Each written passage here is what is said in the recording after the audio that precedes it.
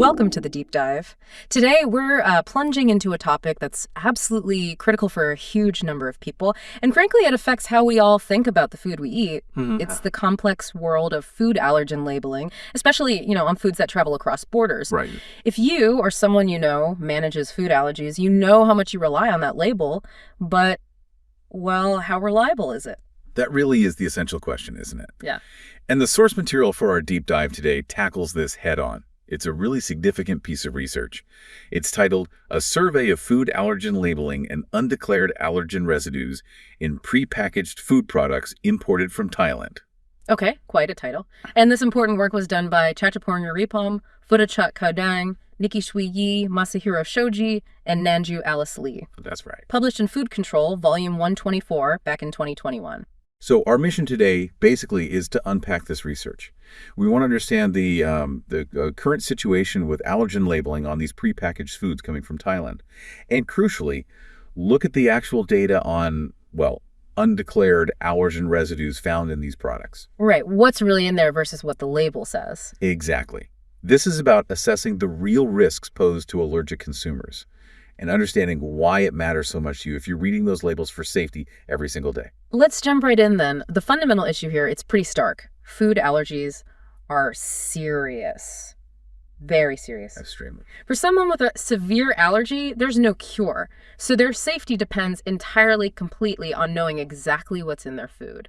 Precisely. And the challenge isn't just about the ingredients deliberately added, the ones you expect to see listed. Yeah. A major persistent problem is the unintentional presence of allergens, often through cross-contact or manufacturing. Cross-contact, like shared equipment. Yeah, shared equipment, maybe cleaning wasn't quite thorough enough between runs, or even issues with suppliers sending ingredients that might have trace amounts of something else. And this isn't just theoretical, is it? The paper points to some pretty stark numbers from FSNZ, Food Standards Australia and New Zealand. That's right, FSANZ. And the data shows the real impact. Between 2010 and 2019, a staggering 40% of food recalls in Australia were due to undeclared allergens. Wow, 40%. That number really underscores just how often something is, well, wrong, either with the label or the process behind it. It's a huge driver of recalls, not just in Australia, but globally. Regulators are definitely trying to address this. The paper mentions Japan's regulation, for instance. They define allergen residues at 10 milligrams per kilogram or more as positive, and that triggers mandatory labeling. Okay, 10 parts per million, basically. And Thailand's FDA introduced its own mandatory regulation back in 2014. Yes, covering 8 specific allergens, plus sulfite at that same 10 milligram per kilogram threshold. It's a similar level. Similar threshold, yes. And the Thai regulation recommends distinct labeling statements. Contain for intentional ingredients, the stuff that's meant to be there, and importantly, may contain for those potential cross-contact risks. May contain, that phrase. Yeah. That brings us to something you see absolutely everywhere on packaging, precautionary allergen labeling, or PAL. That's PAL. Right, PAL. That's the voluntary statement manufacturers choose to use or not use to indicate potential cross-contact. But this study, like many others, really highlights the core problem with voluntary systems like this. Which is? Well, they lead to inconsistent application. You might see PAL on one product, but a very similar product, maybe even processed on the same equipment, might not have it. And this inconsistency, it just creates confusion and uncertainty for allergic consumers. How do you interpret that label? So how do you bring consistency to something voluntary like PAL? Seems tricky. It is tricky. And that's where systems like VITAL, that's VITAL, come in, and why this paper discusses it. VITAL, which was developed by the Allergen Bureau of Australia and New Zealand, is designed specifically to be an evidence-based risk assessment tool. Okay, evidence-based, how does that work? So instead of manufacturers just sort of guessing or maybe applying PAL broadly just to be safe, VITAL helps them make standardized decisions. Decisions about when PAL is actually needed based on scientifically derived action levels. These relate to how much allergen might actually cause a reaction in sensitive people. Got it. So it's trying to make that may contain statement mean something more concrete, based on actual risk level. Exactly. It's about risk assessment, not just hazard identification. Okay, that background really explains why this research is so necessary. You've got inconsistent labeling, the real risk of cross-contact, a high rate of recalls. It all points to this potential disconnect between the label and the package contents. So how did these researchers actually investigate this for Thai imported foods? What was their method? Well, they had a pretty clear methodology. They started with a broad survey looking at 549 prepackaged Thai food products. These were found in stores across Sydney between 2016 and 2017. Most, about 86%, were from Asian grocery stores, with the rest, 14%, from major supermarkets. Okay, so a mix of retail environments. Yes. And they weren't just grabbing products off the shelf, they were meticulously recording details from the labels. Things like the language used, ingredient lists, any allergen summary statements, and specifically any PAL statements, the precautionary ones. And did they note if the PAL was on the original label or maybe added by the importer? Yes. They noted differences between the manufacturer's label and any importer labels added later. They were looking for discrepancies, for patterns in how labeling was done. Right, trying to see how widely PAL was used, what wording was common, if it differed between, say, the Asian groceries and the big supermarkets. Exactly. But of course, labeling is only half the story. The real question is, does the label match what's inside? Especially regarding those potential undeclared allergens from cross-contact. So they needed to actually test the products themselves. How did they pick which ones to test out of those 549? Right. So from the 549 they surveyed, they selected a subset of 65 products for detailed allergen analysis. And they chose these products carefully. They aimed to represent different food categories, snacks, condiments, seafood, etc. And importantly, selected products based on how they were labeled initially. Based on those labeling groups you mentioned earlier, like with allergens but no PL, or no allergens and no PL. Precisely. They categorized the surveyed products into groups. Yes allergens, no PL, no allergens, no PL. Yes allergens, yes PL, and no allergens, yes PL. They made sure their testing subset of 65 included products from all these different labeling scenarios. Okay, that makes sense. Did they also pick some based on suspicion, like if something looked risky? Yes, they mentioned that too. Maybe if a manufacturer known to handle nuts was making a nut-free labeled product, or if ingredients lists seemed incomplete. That kind of thing factored into the selection of those 65. And what method did they use to actually test for these allergens? Peanut, egg, milk, wheat, right? They used a standard, widely accepted laboratory technique called ELISA. That's pronounced ELISA. ELISA, okay. ELISA stands for Enzyme-Linked Immunosorbent Assay. It's commonly used because it's very sensitive and can detect specific proteins like those from peanuts, eggs, milk, or wheat, even at very low levels. They use commercial ELISA kits, specifically designed to test for residues of peanut, egg protein, casein specifically, milk protein, they tested for casein again, actually not gliadin for milk, and wheat protein, gliadin. Let me correct that the paper says milk, casein, and wheat, gliadin. Okay, thanks for clarifying. So they use specific kits for peanut, egg, milk, casein, and wheat, gliadin. Yes.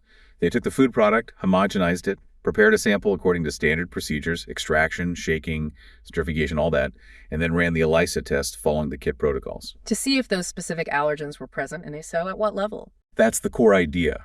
Results below the test's limit of quantification, the LOQ, were considered negative. If a sample tested positive, they actually reanalyzed it just to confirm the finding. Good practice. Right, double checking.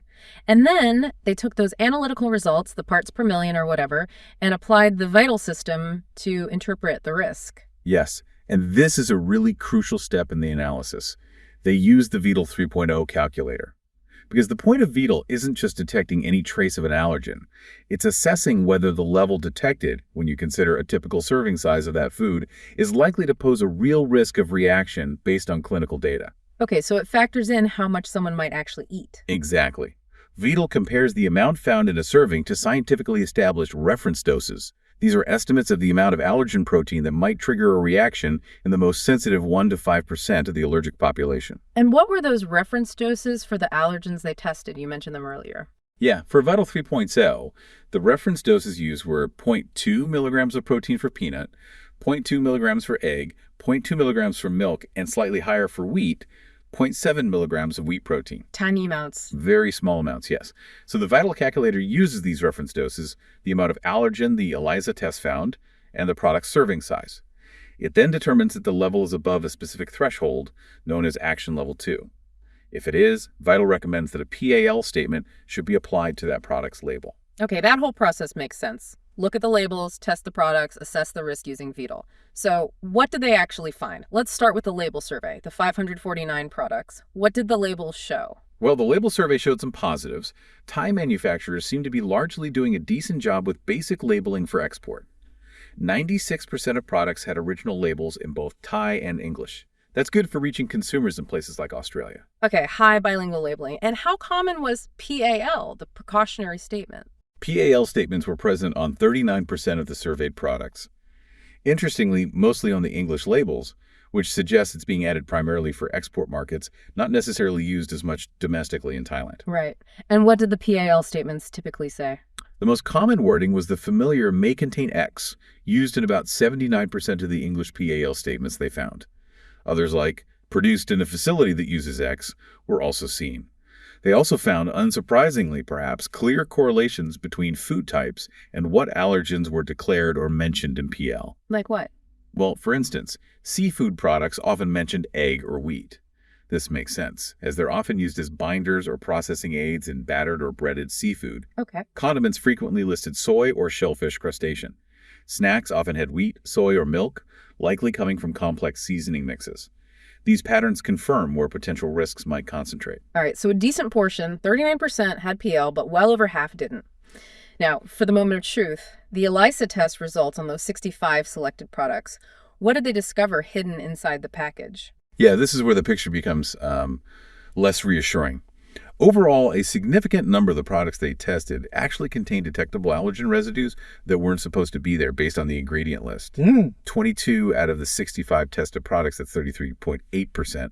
Basically, 1/3 contained at least one detectable allergen residue. 1/3, wow. And the levels ranged quite a bit, from fairly low, like 1.1 parts per million, right up to very high levels, over 800 ppm in one case. And troublingly, 8 of these 22 positive products had residues of multiple undeclared allergens. Of multiple. Okay. So roughly 1/3 of the products tested had something in them that wasn't declared as an ingredient. Which allergens were popping up most often? Wheat was the most prevalent. It was detected in 26.5% of the products tested specifically for wheat. Egg was next, found in 17.0% of those tested for egg. Then came milk at 8.3% and peanut at 7.7%. So wheat and egg were the most frequent undeclared finds in this particular sample set. They also looked at this broken down by those initial label groups. Interestingly, remember the group yes allergens, no PL, meaning it declared some allergens but didn't have a precautionary statement for others. Yeah. Well, 8 out of 23 products tested from that group were positive for other undeclared allergens, likely via cross-contact. So just because it lists some allergens doesn't mean it's safe regarding others if there's no PL. Exactly. Conversely, the group no allergens, no PL products that weren't expected to contain major allergens and didn't use PL were much less likely to test positive. Only 1 out of 20 tested positive for milk.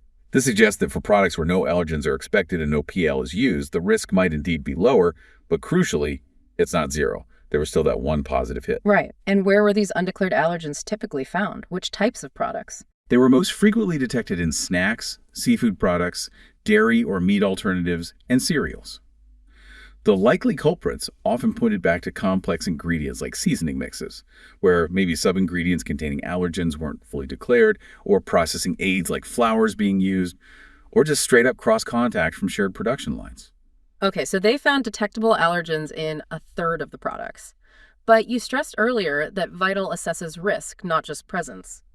How did these detectable levels stack up against the Vital action levels? Did they pose a real risk? This is really the most critical finding for allergic consumers, I think. Out of those 22 products that tested positive, 15 of them, that represents 23.1% of the total 65 products tested, contained allergen residue levels that actually exceeded the VITAL action level 2. 23%. And action level 2 is the point where Vital says you really should have a PAL statement. Precisely. It means the level found, considering the serving size and reference dose, is potentially significant enough to trigger a reaction in a sensitive individual. Egg and wheat residues exceeded action level 2, most frequently 8 products each, followed by milk, 4 products, and peanut, 3 products. All right. And here's the part that really highlights the danger of inconsistent voluntary labeling. Among those 15 products that exceeded Vital Action Level 2, the ones that should have had a PL statement according to this scientific risk assessment, 7 of them, that's 46.7% of those high-risk products, or a really concerning 10.8% of the total 65 products tested, 7 products did not have any PL statement at all. Wait, let me get this straight. Over 10%, nearly 11% of the products they tested had a level of hidden allergen that a scientific tool flags as high risk for reactions, but the label offered absolutely no warning, no may contain, nothing. That is the absolute key takeaway from this part of the study. The researchers explicitly state these 7 products were deemed unsafe and highly risky to allergic consumers. This finding strongly suggests that the manufacturers of these specific products have inadequate allergen risk management practices in place, particularly concerning controlling cross-contact contamination. That's a really significant safety gap. Wow. What about the products that did use PAL? How accurate was it based on the vital findings? Did PAL line up with the risk? It was a mixed bag. They did find instances where PAL was used appropriately according to vitals. So 8 of the tested products that had PAL and tested positive were indeed above action level 2. The PAL was justified in those cases. Okay, so sometimes it works as intended. Sometimes. However, they also found concerning inaccuracies going both ways. 5 products used PAL, but they tested either negative for the allergen or the level found was below action level 2. So PAL overuse. Warning when it might not be needed. Exactly. And while that might seem cautious, the problem is it can desensitize consumers to PL warnings. If you see it everywhere, you might start ignoring it. Plus, it unnecessarily restricts food choices. Right. And then there was also one product example with just outright inaccurate PL. It declared may contain peanut, but tested negative for peanut. Yeah. Okay. But it failed to declare wheat, which was found above action level 2. And it also said may contain milk and fish. But milk wasn't detected either. So just confusing and wrong. Wow. So PL is sometimes missing when it's critically needed, and sometimes it's used unnecessarily, and sometimes it's just plain inaccurate. Precisely. This study provides solid evidence for all of those problems, and all of them contribute to this lack of trustworthiness, this confusion for allergic consumers trying to navigate labels. They also briefly compared the results to that stricter Japanese 10 ppm standard, didn't they? Yes, just as a point of comparison. And it showed that about 2/3, 66.7% of their positive ELISA results were at or above that 10 ppm level. And while there was generally high alignment, about 97% between deciding based on the 10 ppm rule versus the vital action level 2 recommendation, they noted one interesting discrepancy. There was one product where vital recommended PAL for peanut, even though the detected level was below 10 ppm. So vital caught a risk that the simple 10 ppm threshold might have missed. Potentially, yes. It highlights how vital, by incorporating the serving size and the clinical reference dose data, can sometimes capture risk at lower analytical concentrations than a simple fixed threshold might.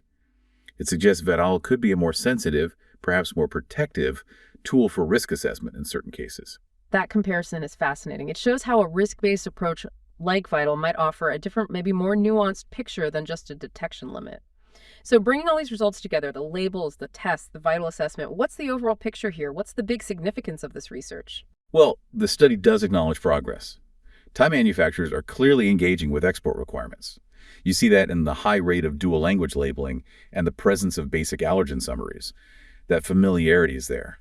But the critical issues really seem to lie with PAL, the precautionary labeling. Exactly. The inconsistent, non-transparent, and as we saw, sometimes inaccurate use of PAL remains a major hurdle. For an allergic consumer, this creates confusion, uncertainty, and frankly, or distrust. Seeing PAL used seemingly randomly or maybe overused on products that might be safe can unfortunately lead people to ignore it altogether, potentially missing those warnings that are critical. And the biggest red flag seems to be that 10.8% finding. Absolutely. That finding that nearly 11% of tested products had undeclared allergens above a scientifically determined risk level, without any warning label points directly to insufficient allergen risk management in the production process itself. It suggests it's not just about general hygiene, which might be good. It's about specific, targeted controls for allergens, things like dedicated equipment or properly validated cleaning procedures between runs that seem to be lacking or failing for some manufacturers supplying these products. So what's the key takeaway then? What's the call to action coming out of this research? The study strongly argues for the urgent need for Thai food manufacturers, and really by extension, trading countries worldwide, to adopt evidence-based risk assessment tools, like VITAL. The idea is to move away from this inconsistent voluntary PL approach towards a standardized risk-based system. That's seen as essential for improving allergen control and ensuring that when PL is used, it's actually based on a genuine assessment of risk, not just a guess or a default. And ultimately, the bigger picture goal is maybe establishing a globally agreed framework for allergen labeling. especially among trading partners. Precisely. That kind of harmonization, built on scientific evidence and risk assessment, is really necessary to create truly reliable, trustworthy risk communication for allergic consumers, no matter where their food happens to come from. This deep dive really pulls back the curtain, doesn't it, on the complexities and, frankly, the risks hidden within our global food supply chains. The research by Uraipong, Kaewdang, Yee, Shoji, and Lee provides really compelling evidence. While basic labeling might be improving, that crucial layer of protection against cross-contact risks, particularly through PAL, is inconsistent and, well, sometimes dangerously absent. It definitely highlights that effective allergen safety isn't just about listing ingredients. It requires robust, scientifically backed systems like VNOL to try and bridge that gap between manufacturing realities and consumer safety needs. So here's something to think about next time you're in the grocery aisle, looking closely at labels. Given that over 10% of products in this specific study had high-risk levels of undeclared allergens but no warning, how confident can you really be in a voluntary may contain statement? And how does knowing about an evidence-based system like Vital maybe change your perception of food labels and perhaps the responsibility of those who create them? It certainly makes you appreciate the complexity and the science needed behind managing these food safety risks effectively. A lot to consider, for sure. Thanks for joining us for this deep dive.